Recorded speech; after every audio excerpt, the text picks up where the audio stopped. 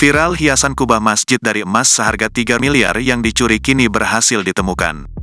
Hiasan kubah masjid dari emas seberat 2,6 kg yang hilang dicuri dari Masjid Al-Huda Desa Kayeli, Kabupaten Buru, Maluku, kini sudah ditemukan, Sabtu, tanggal 9 Maret tahun 2024.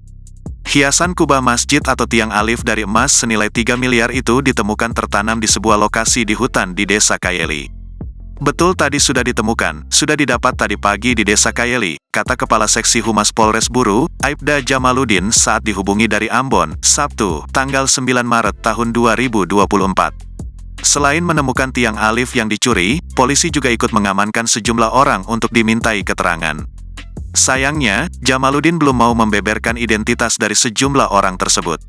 Nanti besok atau Senin baru konfirmasi pers biar masalahnya jelas dan terang benderang, tambahnya.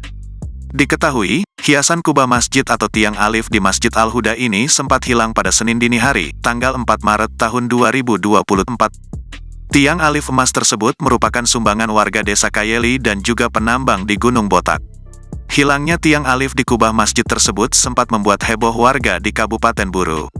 Terkait kasus tersebut, polisi kini masih terus melakukan penyelidikan. Disebutkan jika saat hiasan kubah masjid ditemukan, kondisinya sudah tidak utuh lagi. Para pelaku pencurian yang mengincar emas itu diduga sengaja merusaknya. Hiasan emas yang berlafaz Allah itu ditemukan di hutan dalam kondisi yang tidak utuh. Para pelaku diduga sengaja menghancurkannya untuk menghilangkan jejak aksi kejahatannya. Pada sebuah video terlihat hiasan kubah emas itu tertanam di dalam tanah.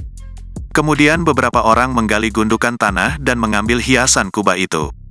Ketika ditarik dari dalam tanah, hiasan kubah masjid itu tak lagi berbentuk lafaz Allah. Salah seorang yang ada di dalam video juga tampak menangis dan mencium penggalan hiasan kubah tersebut.